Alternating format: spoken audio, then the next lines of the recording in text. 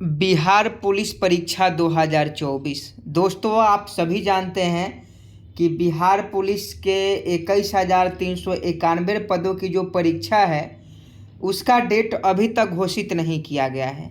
और जो 1 अक्टूबर को आपका एग्ज़ाम हुआ था बिहार पुलिस का, उसका पेपर लीक में एक बहुत ही अहम खबर जो है ईओयू ने जांच रिपोर्ट में सीएसबीसी को सौंपा है। तो इसके बारे में आज हम फुल डिटेल्स में बताएंगे।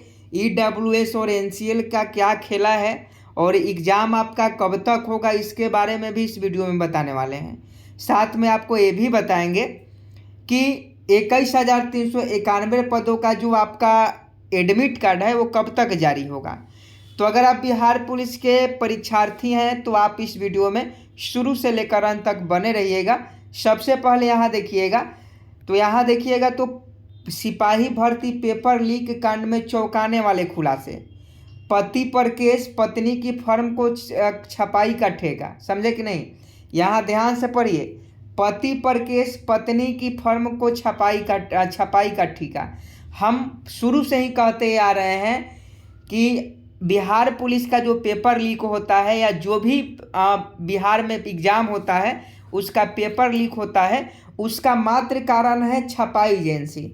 जहाँ से पेपर की छपाई होती है, जहाँ क्वेश्चन बनकर तैयार होता है और पेपर छपाई के लिए जिस एजेंसी को सौंपी जाती है, वहीं से पेपर लीक होता है और ये सत्य है। यहाँ देखिएगा तो यहाँ साफ साफ लिखा गया है कि सिपाही बहाली पेपर लीक कांड में चौंकाने वाली जानकारी सामने आई है। कलकत्ता की जिस ब्लेसिंग सिक्योर प्राइवेट लिमिटेड ने सिपाही बहाली का पेपर छापा, उस पर उत्तर प्रदेश लोक सेवा आयोग की ओर से आयोजित एलटी ग्रेड की 2018 की परीक्षा का पेपर लीक करने का आरोप है। सबसे पहले आप जान लीजिए, बिहार पुलिस 21,391 पदों की जो पेपर छापने का काम दिया गया था वह आपका कोलकाता के यानी पश्चिम बंगाल के कोलकाता के blessing secure private limited company है जो पेपर छापती है, उसको दिया गया था। और उस पर पहले से ही पेपर लीक का आरोप है, फिर भी उस एजेंसी को ये काम के लिए दे दिया गया।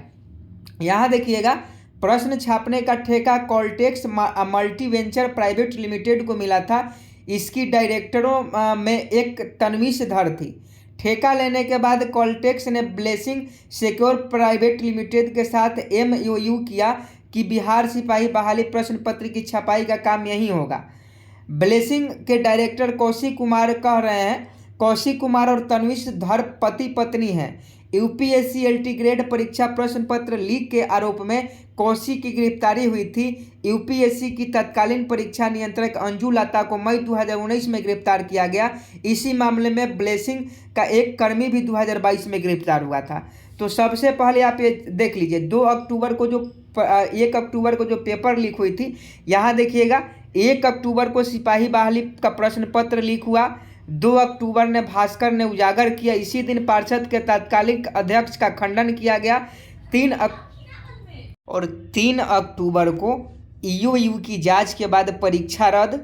5 अक्टूबर को जांच के लिए ईओयू टीम गठित और 31 अक्टूबर को ईओयू ने अलग अलग केस दर्ज किया था।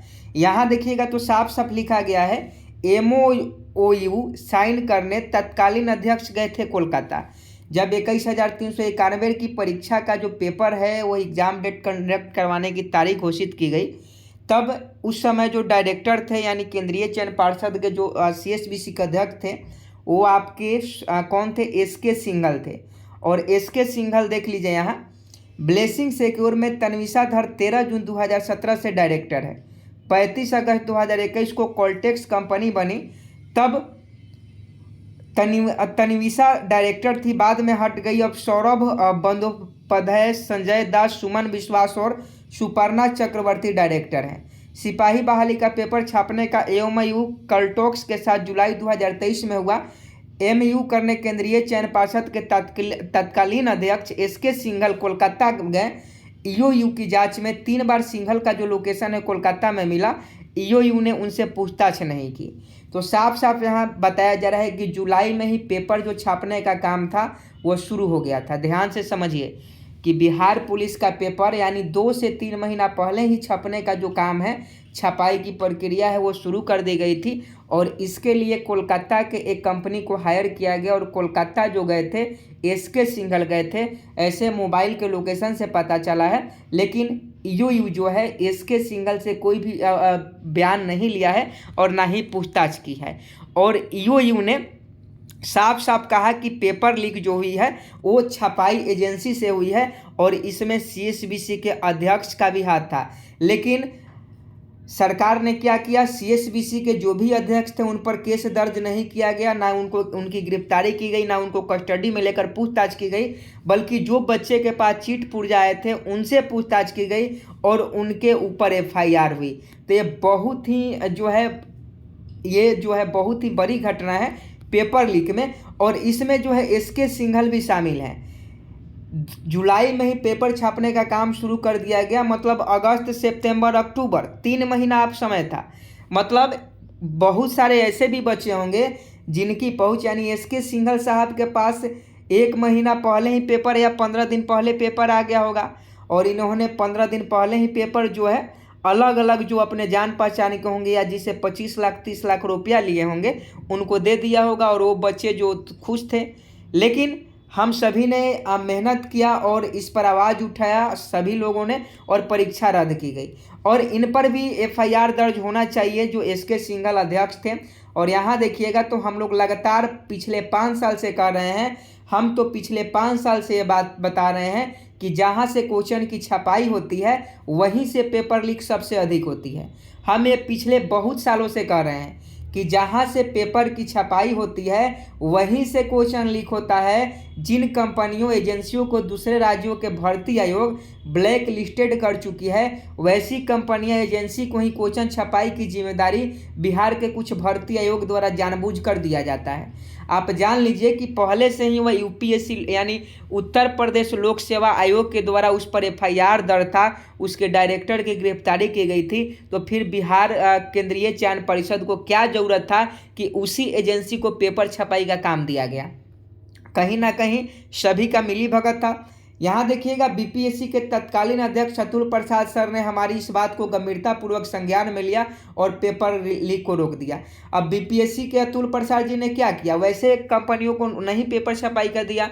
और अभी देखिए जितने भी बीपीएससी के एग्जाम हो रहे हैं उसमें सही हो रहा है, कोई भी पेपर लीक नहीं हो रहा है। लेकिन सीएसबीसी, बीपीएसएससी, बिहार एसएससी और अन्य भर्ती आयोग अभी भी अपने पूर्व के रवैये पर अडिग है, क्योंकि ये लोग चाहते ही नहीं है कि पेपर लीक बंद हो। सीएसबी और बिहार पुलिस और सेवा आयोग यानी बिहार दरोगा के ऑफिस के कुछ लोगों भी संलिप्तता है पेपर लीक और धांधली सेटिंग में, इसकी जांच भी होनी चाहिए। तो हम लोग तो लगातार जांच की मांग कर ही रहे हैं, लेकिन जांच करें तब ना जब ईओयू को पता है कि कोलकाता में एसके सिंघल का उसी एजेंसी में 3-4 बार मोबाइल का लोकेशन पकड़ाया है, तो फिर उनको गिरफ्तार क्यों नहीं किया जा रहा है और उन पर जो है मुकदमा क्यों नहीं हो रहा है और कस्टडी में उनको लेकर पूछताछ क्यों नहीं हो रहा है। तो ये जो पूरी घटना है ये जान लीजिए, बिहार पुलिस 21,391 का जो पेपर लीक हुआ था वो आपका जो है एजेंसी से ही, क्वेश्चन पेपर छापने वाले एजेंसी से ही लीक हुआ था। इस बात को आप सभी जान लीजिए। और हम शुरू से भी यही कहते आ रहे हैं कि पेपर लीक सेंटर पर आकर नहीं होता है, वो एजेंसी से ही लीक होता है या जो क्वेश्चन को सेट करते हैं वहीं से लीक होता है। दो ही चीज़ हो सकता है। और देखिए इसका एग्ज़ाम अब कंडक्ट कब होगा ये आपको हम बता दें, जून जुलाई में इसका एग्ज़ाम कंडक्ट होगा। बिहार पुलिस 21,391 पदों का जो एग्ज़ाम है जून जुलाई में कंडक्ट होगा। और ईडब्ल्यू एसेंशियल का जो मैटर है उस पर भी हम लोग को आवाज़ उठाना है और इसको रोकना है। और ईओयू जांच कर रही है लेकिन निष्पक्ष होकर जांच नहीं कर रही है, नहीं तो अब एसके सिंघल को जेल के भीतर होना चाहिए था, बाहर नहीं होना चाहिए था। तो ये जो न्यूज़ थी आपको कैसे लगी और ऐसे क्वेश्चन पेपर लीक और ऐसे एजेंसियों के बारे में और बिहार सरकार के बारे में आप क्या कहना चाहेंगे, कमेंट बॉक्स में बताएं। जय हिंद, जय भारत।